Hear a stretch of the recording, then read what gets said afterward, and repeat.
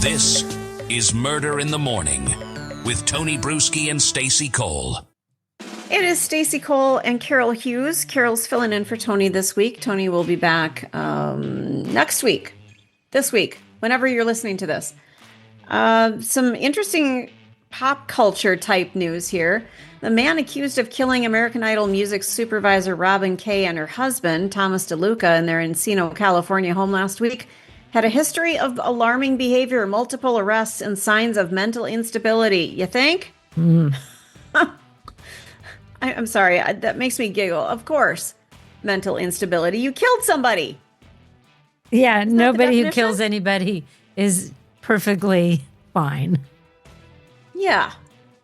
Raymond Boodarian, age 22, was arrested Tuesday, July 9th and charged with 2 counts of murder following a violent home invasion that left Kaye, age 69, and DeLuca, 70, dead from multiple gunshot wounds to the head. Ugh. The couple was found in their $4.5 million gated mansion in Encino. A little background on Boodarian. He lived about 13 minutes away from the victim's home, had long raised red flags in his own community. According to multiple neighbors, he frequently exhibited disturbing behavior, including wandering the streets high on drugs, staring into people's homes, and bringing known drug users into the area. He would just sit in front of houses smiling and staring. It was unsettling, said one neighbor. No one was shocked when we heard he'd been arrested.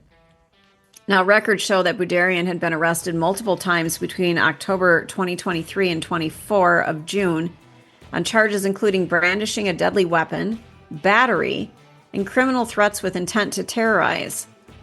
However, the charges were dismissed after he was found mentally incompetent to stand trial. Despite these concerns, he was released several times, including a 6-month stint in custody that ended earlier this year. Can I interrupt right there? Yeah.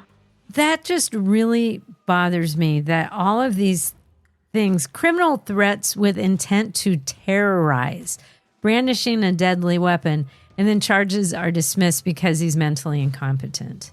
So you just do nothing? And then he goes on to commit this horrific crime? You just go, oh, he's mentally incompetent. What do we do? I don't get that.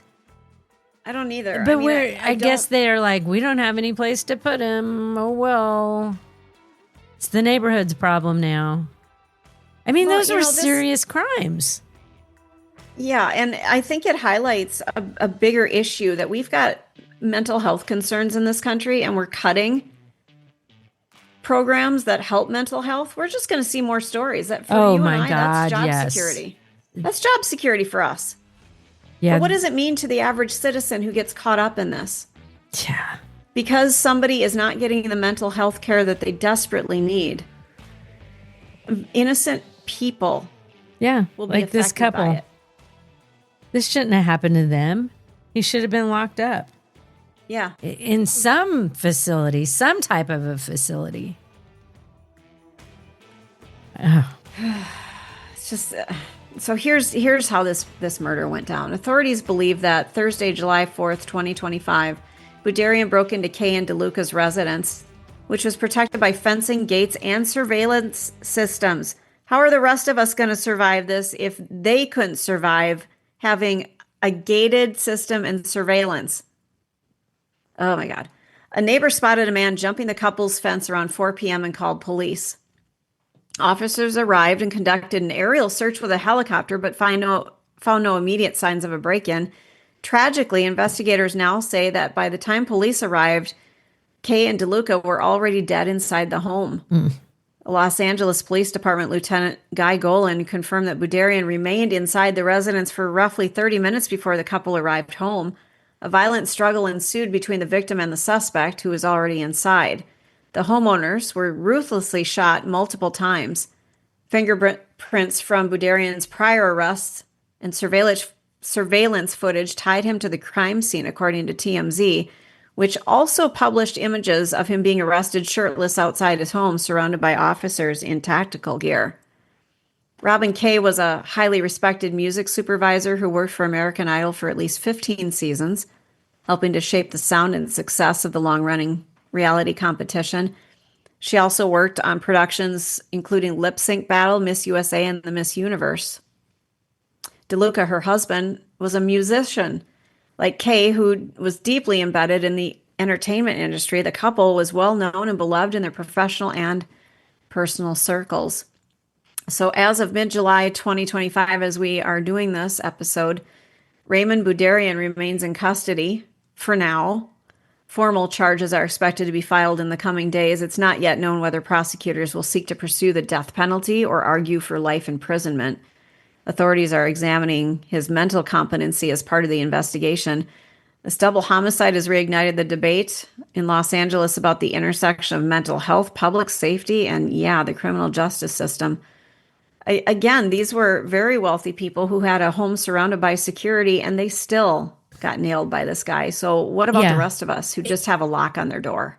And here's the thing, too. This isn't just a problem for LA. This is a problem in every community. This is a problem in my city. Right now, there was a guy they recently arrested who, it sounds just like this guy. And he would just walk up to people and ask for money. And there was a group of girls out one night. It was in the entertainment area of town. They're just out. They just left a brewery, and he walked up and asked him for money. And the woman said, "I'm sorry, I don't have any." And he punched her in the face, gave her a black eye and everything. Then did it again to other women, not men. He was just punching women. There was another woman that he punched. He didn't even ask for money. He just walked up and punched her. And then, there's a guy here in my neighborhood who I'm going to guess there's some meth hallucinations or something involved, but he stands in the median and asks for money every day. And so whenever I see him, I always get into the outside lane because he starts punching at nothing. Mm-hmm. And I'm always afraid he's going to fall into my car. So the other day, I get a green light and I'm going north and I'm on the inside lane. He's not there. And then just as I get up there, it was like slow motion. I see him crossing the street like he is a man on a mission, and he's pointing and yelling at something that's not even there, steps onto the median, and then steps out right in front of my car. So I had to slam on my brakes so I didn't hit him. He didn't even ever see that he stepped out in front of me. And oh my God, what do you do with him? In his case, I don't know if he's committed crimes. My guess is yes, but I don't know. This other guy committed serious crimes. There has to be a place to lock him up. I get he has mental health problems, get it. And it's probably drug problems too, because they say he's been known to use drugs. There's got to be a place you can put these people, because by not acting on that, these two innocent people are dead. Yeah. And it really upsets me. And it's a problem all over. Everybody, there's so many people right now are like, yeah, I know that one guy downtown, and he's out there all the time causing problems. And it's a mental health problem. It's a drug problem. It's a homelessness problem. It's a really complicated problem. But when they do commit crimes, like this guy did, very serious crimes, there has to be a place for them to go. There has to be. And it needs to be a humane place too, not a torture chamber, but someplace where they're getting the kind care that they need because they're human beings, but also protecting humanity because we don't deserve that. Yeah. And and I think about this frequently. You could give these people all the money in the world and it's not going to solve their problems. They're out asking for money every day. I could give them $100 a day, $500 a day if I had it. It would not solve the problem. They would just spend the money on other things. So there needs to be more facilities, more places for these people to go to access help. But even then, you can't force someone into treatment. But I do think when they've committed serious crimes, what was his criminal threats with intent to terrorize, brandishing a deadly weapon, battery, those are serious crimes. Yeah. So he was found mentally incompetent to stand trial, so therefore he's just out. That really bothers me. And these people, they're just going about their lives. They had no intersection with him. You know, maybe they'd seen him in the neighborhood, but they'd done everything they could to stay safe in their home, implemented everything they could, and even that wasn't enough. Mm-hmm. Just upsetting. And I wish I knew what the answer was to all that. I have no idea. But I think that just by ignoring the problem, that's not, at least to help some of the people. You know, there's some people you can definitely help. Yeah. Start there. But just start with by something. They're mentally incompetent to stand trial, let him go, and then he kills somebody. It's not right. I would be outraged if I was one of their loved ones or friends. I'd be outraged. Absolutely. I wish we knew the solution, but we don't.